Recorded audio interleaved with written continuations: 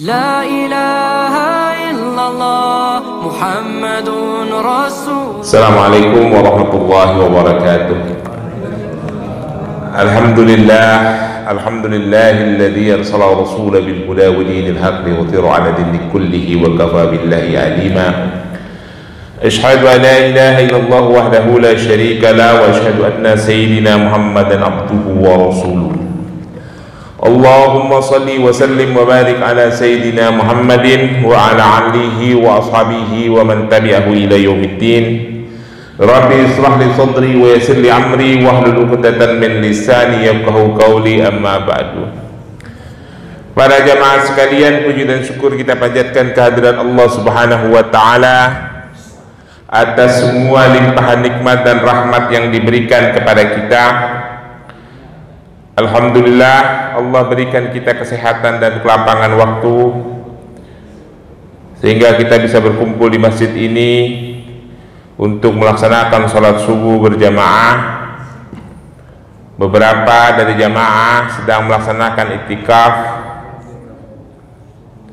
dan kita lanjutkan mengikuti kajian ilmu yang insya Allah memperkaya pengetahuan kita dan memperbaiki amaliyah-amaliyah kita. Dan alhamdulillah kita telah berada di penghujung bulan suci Ramadan.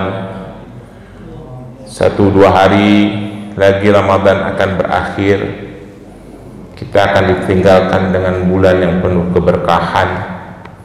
Insya Allah Allah menerima semua amal ibadah saum Ramadan kita, menerima semua ibadah-ibadah yang kita laksanakan untuk memakmurkan bulan suci Ramadan. Dan insya Allah kita bersama keluarga kita di rumah menjadi hamba Allah yang fitri. Salawat dan salam kita berharap selalu tercurah kepada junjungan Nabi besar Muhammad sallallahu alaihi wasallam, untuk seluruh keluarganya, untuk para sahabat, untuk para tabi'in, untuk para tabi'ut tabi'in, untuk para ulama, dan untuk seluruh umatnya. Insya Allah kita semua yang ada di masjid ini dan keluarga kita yang ada di rumah menjadi umat-umat Rasulullah yang akan mendapatkan syafaat di yaumul akhir nanti. Dan insya Allah masjid ini tempat membaca kitab ini, karpet, handphone dan lain-lain, semuanya benda-benda makhluk-makhluk menjadi saksi nanti di yaumul akhir pada saat kita menghadapi mizan, pada saat kita ditimbang amal kebaikan dan amal keburukan kita. Semuanya menjadi saksi bahwa kita banyak melakukan kebaikan insya Allah.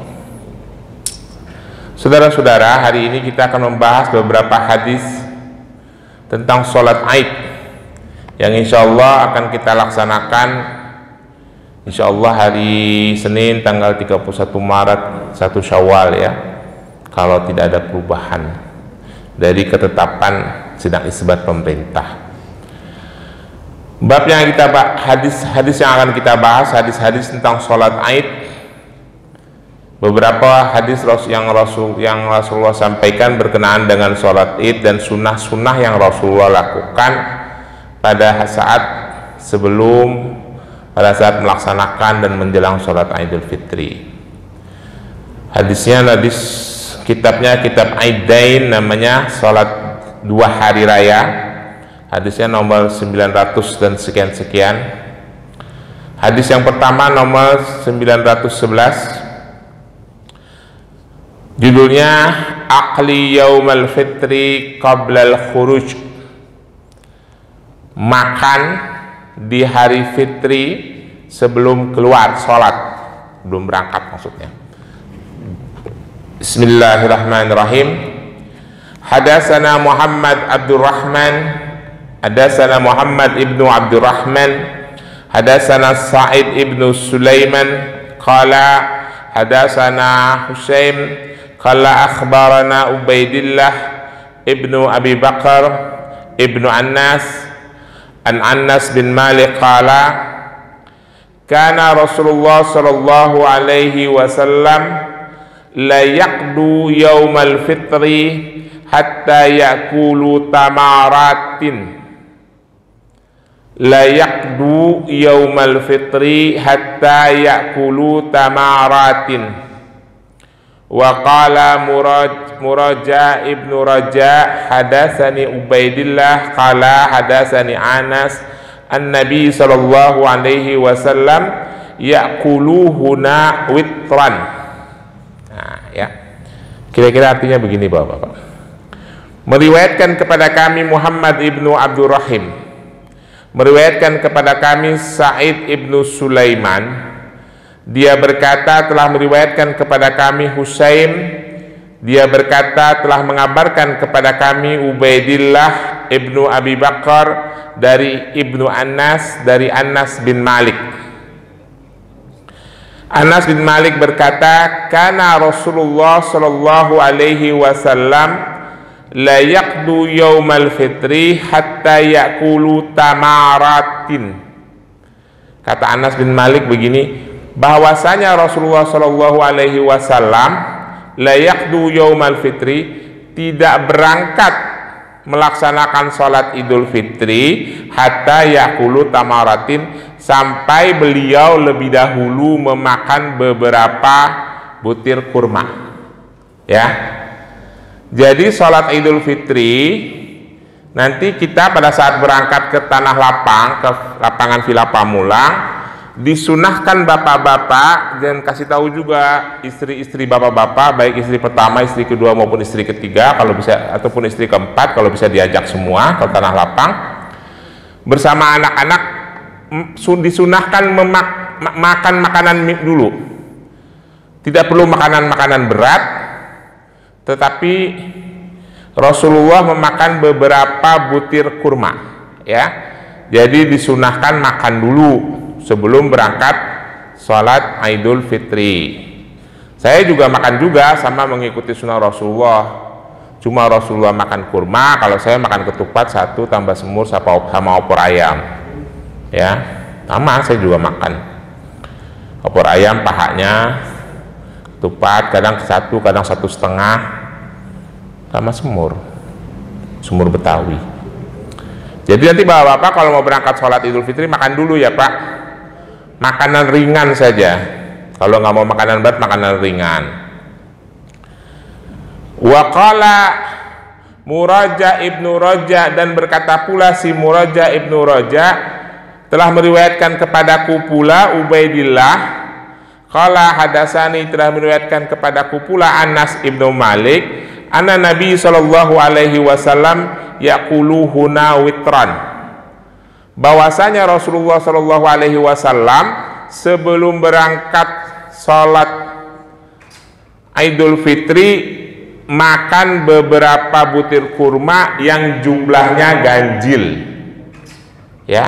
Tapi kalau bapak-bapak ada kurma bagus juga Pak, mengikuti sunnah Rasulullah plak itu ya, artinya benar-benar mengikuti apa yang dilakukan oleh Rasulullah, makannya kurma. Jadi kalau di rumah masih ada kurma sisa Ramadan, ya makan aja kurma, minum teh hangat gitu, minum kurma, makan kurma. Habis itu jalannya, misalnya rumahnya Pak Edi depan lapangan, Pak Edi jalan dulu ke depan rumah saya, terus belakang muter kayak T2, baru deh ke lapangan jalan.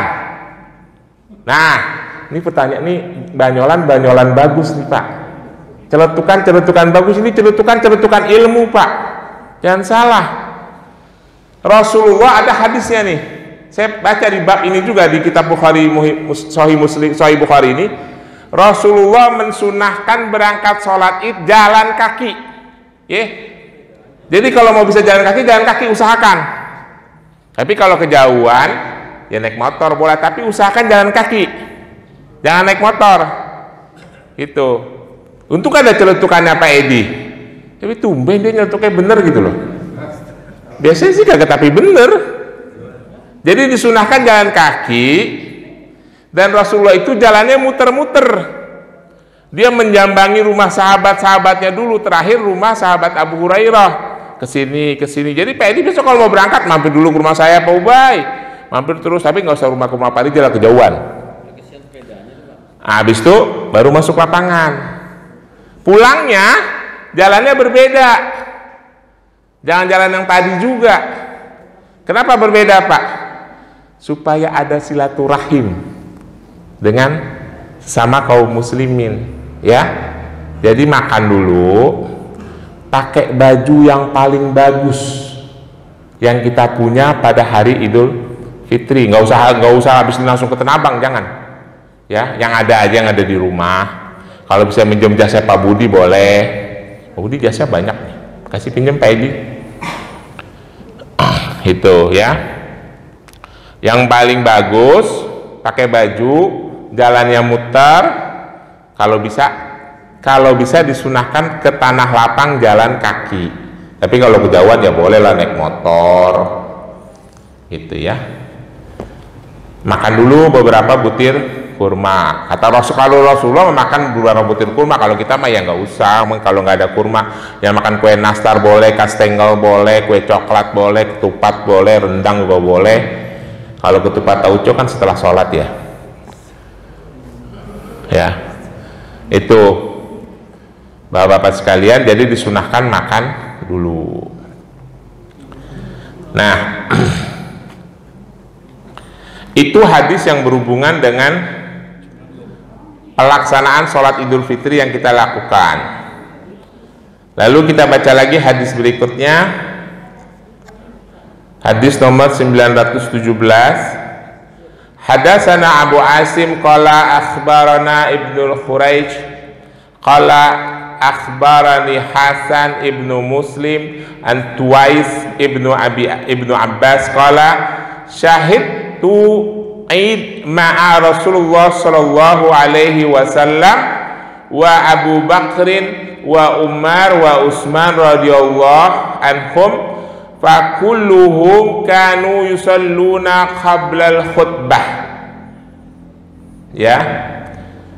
Kata Ibnu Abbas, kira-kira artinya begini, meriwayatkan kepada kami Abu Asim berkata, akhbarona mengabarkan kepada kami Ibnu Khuraij, berkata dia mengabarkan kepadaku Hasan ibnu Muslim dari Tuwais dari Ibnu Abbas, Abdullah ibnu Abbas berkata, syahidtu aku menyaksikan, melihat di hari Idul Fitri ma'a Rasulullah sallallahu alaihi wasallam, bersama Rasulullah sallallahu alaihi wasallam, bersama Abu Bakar wa Umar wa Utsman, bersama Umar dan Utsman radhiyallahu anhum, fakulluhum kanu yusalluna qabla al-khutbah. Mereka semua, kata Ibnu Abbas, Rasulullah, Abu Bakar, Umar dan Utsman melaksanakan sholat Idul Fitri, mereka sholat dulu baru khutbah, gitu ya. Jadi ini seperti biasa kita lakukan ya. Jadi rukunnya itu sholat dahulu baru khutbah, ya. Jadi sebelum sholat makan terlebih dahulu. Kalau bisa disunahkan berangkatnya jalan kaki. Kalau jauhan tetap boleh naik motor ya, dan berangkat sama pulang melalui jalur jalan yang berbeda. Itu sunahnya Rasulullah ya, supaya kita ada syiar dan ada silaturahim. Lalu hadis yang berikutnya kita perlu perhatikan juga. Hadatsana Sulaiman ibnu Harbin qala, dia berkata, hadatsana Syu'bah meriwayatkan kepada kami Syu'bah an Adi ibnu Sabit dari Adi ibnu Sabit, an Sa'id ibnu al-Khudri dari Sa'id ibnu Khudri, an Ibnu Abbas dan dari Abdullah ibnu Abbas, ana Nabi sallallahu alaihi wasallam yaumal fitri raq'ataini lam yusalli qablaha wala ba'daha thumma atan nisaa wa ma'ahu Bilalu wa fa'amarahuna bisadaqati faja'alna yalqina tulqil mar'atu khursa'aha wasaqabaha. Kira-kira artinya hadis ini begini. Ada beberapa poin dari hadis ini yang saya juga tidak bisa menjelaskan Ya, mungkin harus ahli hadis yang benar-benar ahli. Karena hadis yang sama serupa ini banyak. Kira-kira artinya begini.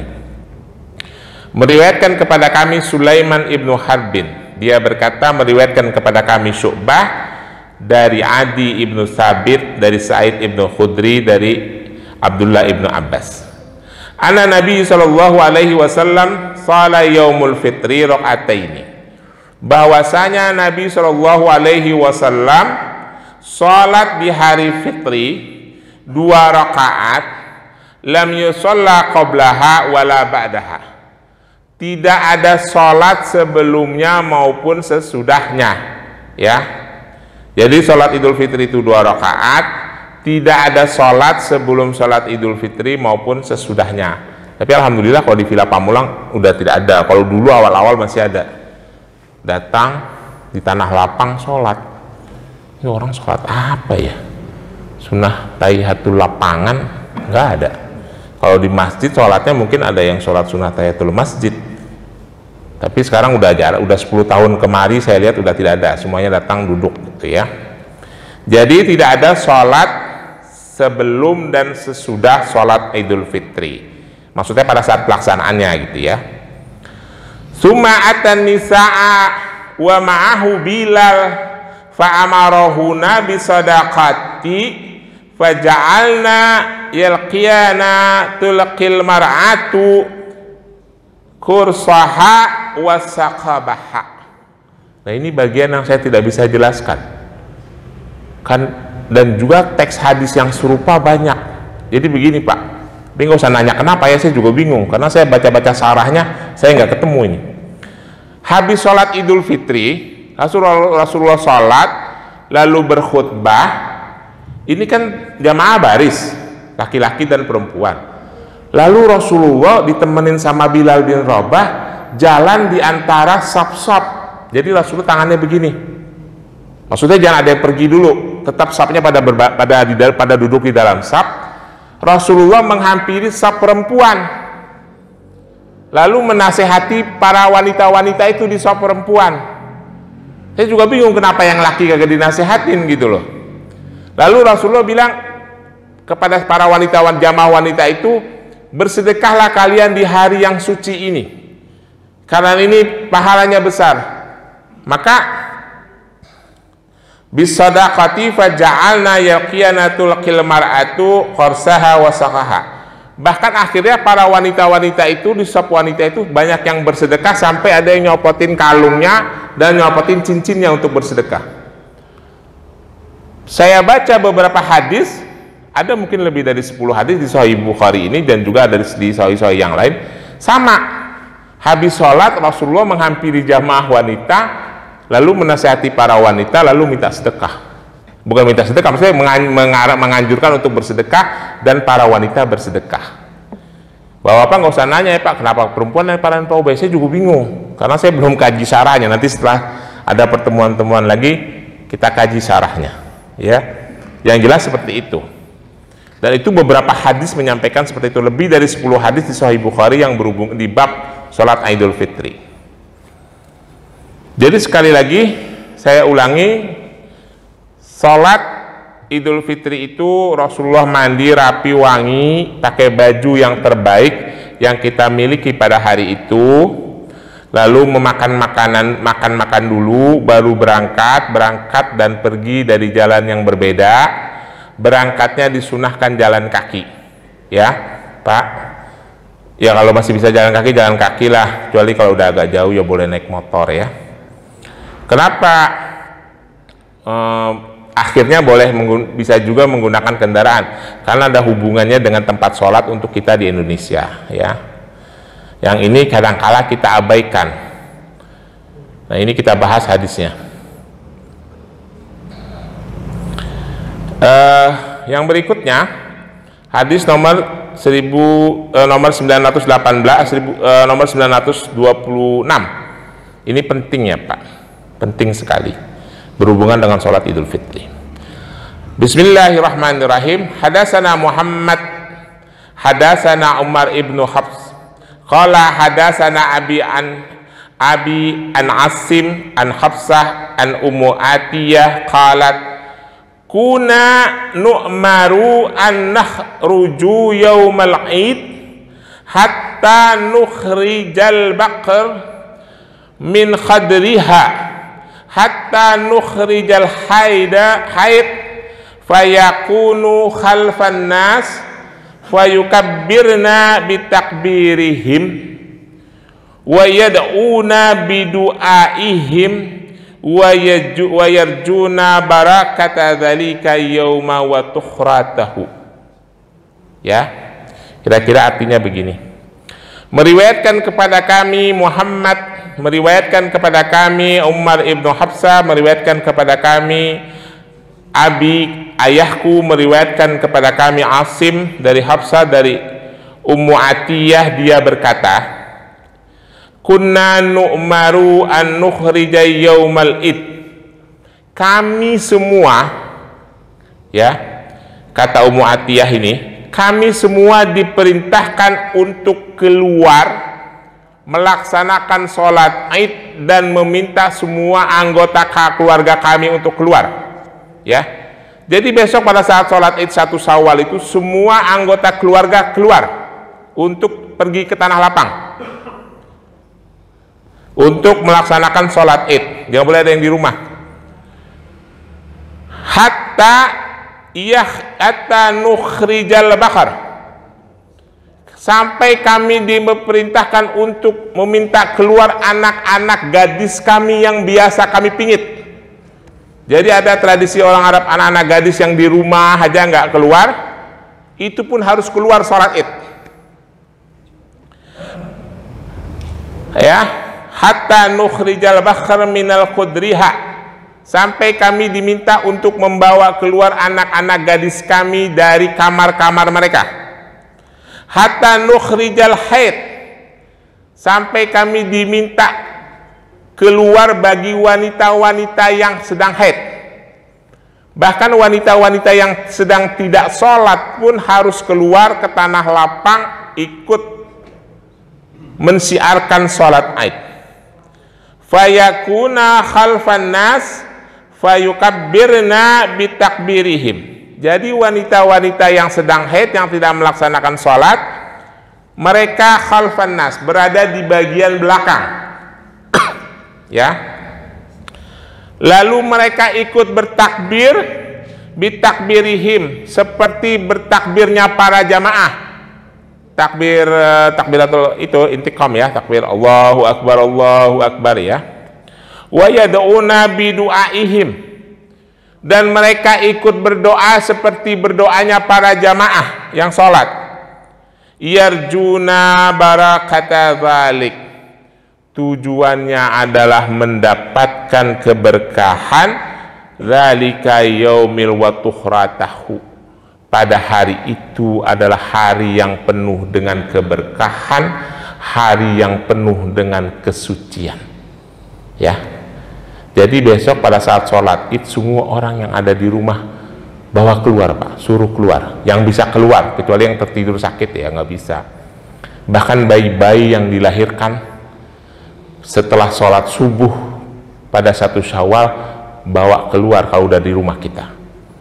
Ya, yang sedang haid posisinya di belakang jamaah sholat yang paling belakang, duduk saja, tetapi ikut bertakbir dan ikut berdoa, tidak ikut sholat. Karena pada hari itu adalah hari yang penuh dengan keberkahan, hari yang suci. Insya Allah doa-doa yang dipanjatkan menjadi doa-doa yang mustajab. Ya Pak, ingat-ingat itu ya. Jadi jangan ada yang malas-malas, istri-istri kita, anak-anak gadis kita malas-malas, nggak mau, di rumah aja, suruh mereka keluar, pakai baju yang paling bagus yang mereka punya. Nah, Bapak-bapak sekalian, ini hadis bukan tanpa makna ya. Ada hubungannya dengan tempat pelaksanaan sholat id, yang kita itu suka lalai. Kita mengaku sebagai pelaksana sunnah Rasulullah, pendukung sunnah Rasulullah, tapi urusan sholat id kadangkala sekelompok umat Islam suka egois. Jadi kita lihat, jadi sholat id itu harus mengeluarkan semua orang yang ada di rumah, walaupun perempuan-perempuan yang sedang haid juga harus ikut keluar ada di belakang, sholat di saf paling belakang, ikut bertakbir dan ikut berdoa. Itu satu ya Pak. Nanti kaitannya ada hubungannya dengan tempat. Hadis berikutnya nomor 927-28. Babul hamli manzati au harbati baina yadaihil imam yaumal aid. Ya, berikutnya adalah kita membahas hadis yang berhubungan dengan apa yang dibawa oleh imam berupa tongkat atau sebatang tombak untuk melaksanakan sholat id. Tapi nggak usah ngebayangin harus bawa tombak atau tongkat. Ini yang dilakukan oleh Rasulullah. Hadisnya berbunyi, hadasana Ibrahim ibnu Munzir qala hadasana Walid qala hadasana Abu Amr qala akhbarani Nafi an Ibnu Umar qala kana Nabi sallallahu alaihi wasallam yaqdu ilal musalla manazatul baina yadaihi nuhmalu wa tunsibu bil musalla baina yadaihi fa shalla ilaiha.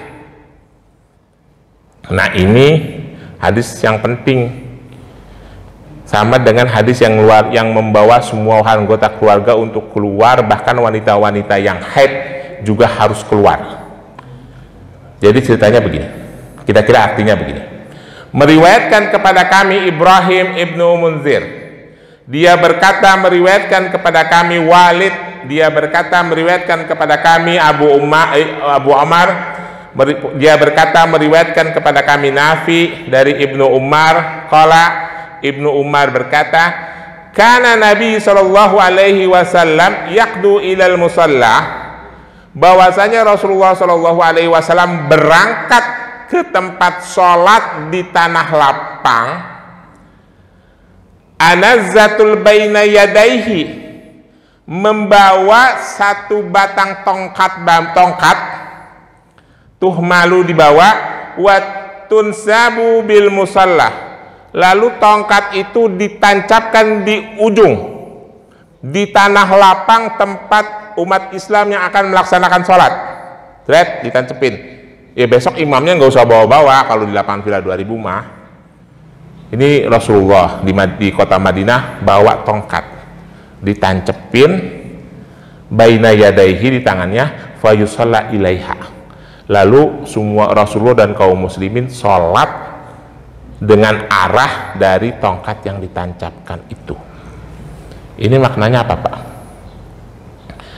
Ini maknanya sangat penting ya Pak. Tolong perhatikan dan sampaikan semua kaum kerabat dan handai tolan kita, bahwa sholat Idul Fitri maupun sholat Idul Adha Rasulullah sangat mensunahkan dan diutamakan di tanah lapang, bukan di masjid ya, apalagi di musola-musola kecil.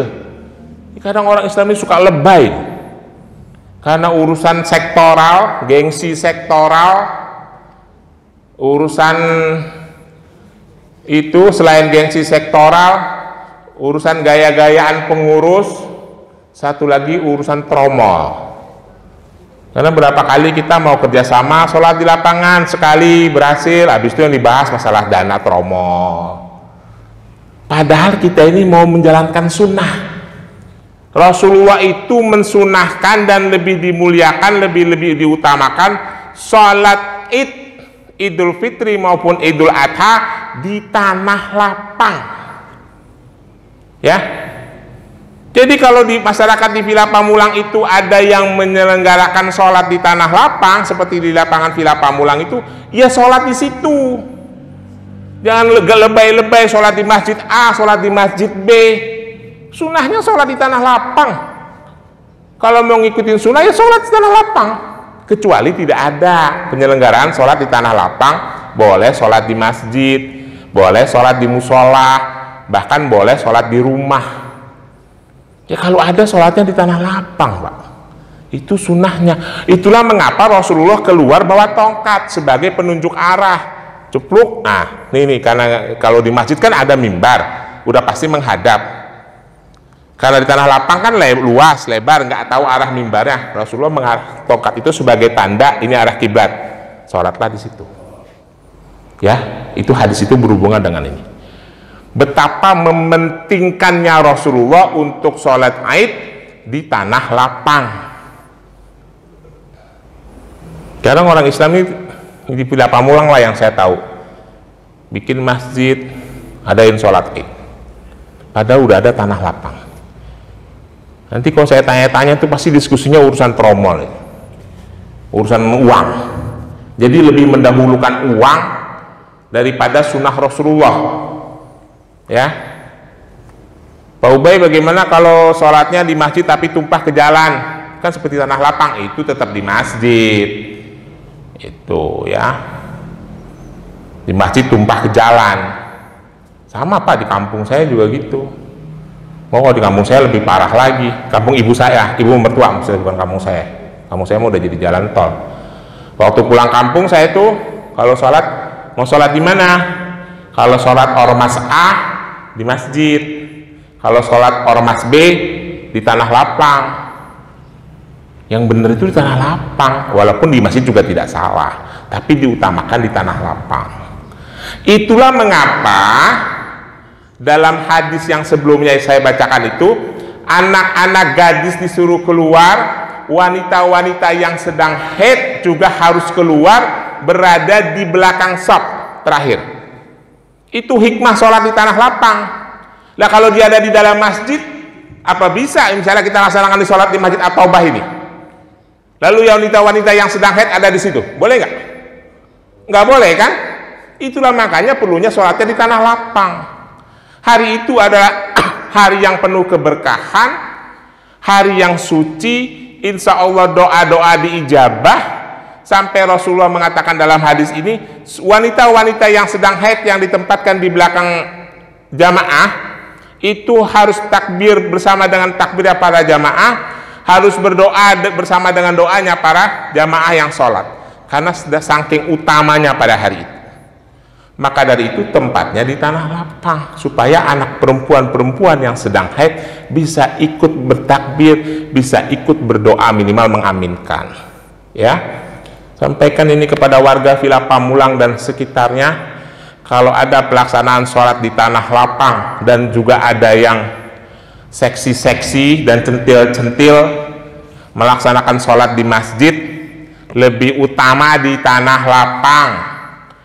Jangan centil-centilan dan jangan lebay-lebayan gitu ya. Nggak muat, nggak mungkin nggak muat. Lapangan Villa Pamulang gede begitu. Ya, urusannya itu cuma urusan tromol. Ini jangan dipotong ya, omongan saya ini ya. Ini kebenaran.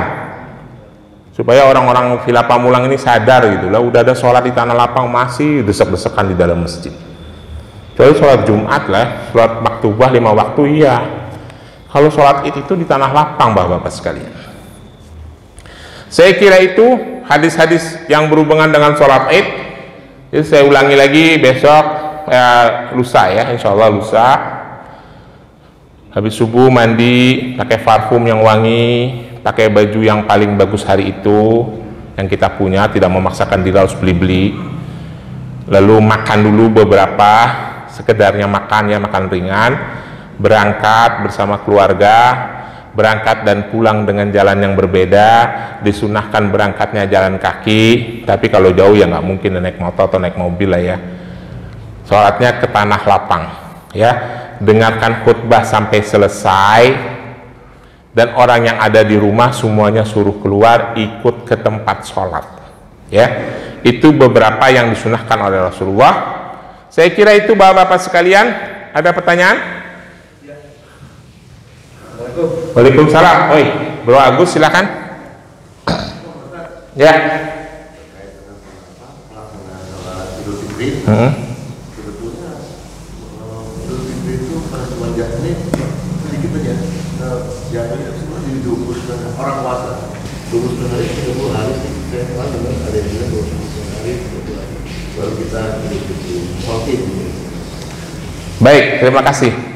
Dalam hadis yang saya bacakan kemarin, ingat gak? Jadi Rasulullah bilang begini, aku tidak akan berhubungan dengan istri-istriku selama bulan Ramadan. Lalu pada hari ke-30, ini biar ada hujah ya, biar jelas. Pada hari ke-30 sahabat melihat Rasulullah keluar dari rumah istrinya. Lalu ditegur oleh sahabat, "Ya Rasulullah, Anda mengatakan Anda tidak menjumpai istri-istri Anda selama bulan Ramadan. Kok ini hari ini Anda datang?" Rasulullah mengatakan, bulan Ramadan itu bisa 30 hari atau 29 hari. Ya. Jadi kalau pertanyaan sebenarnya Ramadan itu 30 atau 29 sih? Rasulullah sudah mengatakan bisa 30, bisa 29. Dan bulan-bulan dalam bulan tahun Hijriah itu hanya 30 atau 29. Jadi kemungkinan ada 30, kemungkinan ada 29. Ya, sama-sama benar. Boleh 29, boleh 30. Yang menjadi masalah itu hanya penentuan awal bulan Syawalnya saja. Ya, ada yang menggunakan metode ru'yah, ada yang menggunakan hisab. Yang menggunakan hisab dalilnya adalah surah Yunus ayat 5. Yang menggunakan ru'yah dalilnya adalah hadis Rasulullah, sumu li ru'yati wa aftiru li ru'yati fa in ghumma alaikum fa akmilu iddata sya'ban salasina yauman. Kata Rasulullah, berpuasalah dengan melihat ru'yah, dengan melihat bulan, dan berhentilah dengan melihat bulan pula. Kalau kalian ragu, genapkan menjadi 30 hari. Gitu. Jelas ya Pak? Hanya yang membedakan hanya metode penentuan awal bulan Syawal. Jadi dia bisa 29 atau bisa 30. Jelas? Saya mengikuti metode hisab biar gampang. Metode hisab itu dalilnya surat Yunus ayat 5. Huwallazi ja'ala syamsa diya'an wal qamara nura lita'lamu addata sinina wal hisab. Itu surat Yunus ayat 5. Dialah yang menjadikan matahari bersinar dan bulan bercahaya, lita'lamu addada sinin, untuk mengetahui perhitungan tahun dan hisab. Jadi saya kagak ngelihat 29 atau 30, pokoknya kalau hisab bilang tanggal sekian jatuhnya adalah 1 Syawal, ya udah saya ikutin aja. Gitu. Ya mudah-mudahan kita bersama ya, yang menggunakan ru'yah maupun menggunakan hisab. Jelas? Ada lagi? Ya, mangga. Saya dengar ada hadis atau bukan ya, bahwasanya setelah sholat Id, terus kan ada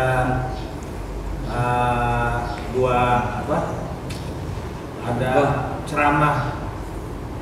ceramahnya Ustadz setelah sholat itu, dan pada saat ceramah sholat itu diharapkan seperti sholat seperti sholat Jumat, tidak boleh berbicara satu sama lain sih, tidak boleh meninggalkan lapangan, harus mendengar. Dan jika itu dilakukan tiada sholat baginya. Apa benar?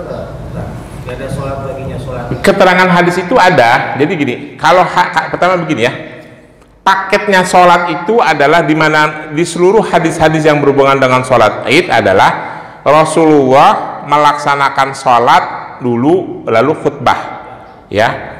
Dan khutbah itu menurut kesepakatan para ulama fikih itu adalah bagian dari rangkaian sholat. Maka dari itu tidak boleh jamaah itu meninggalkan sholat sebelum khutbah selesai dibacakan, disampaikan.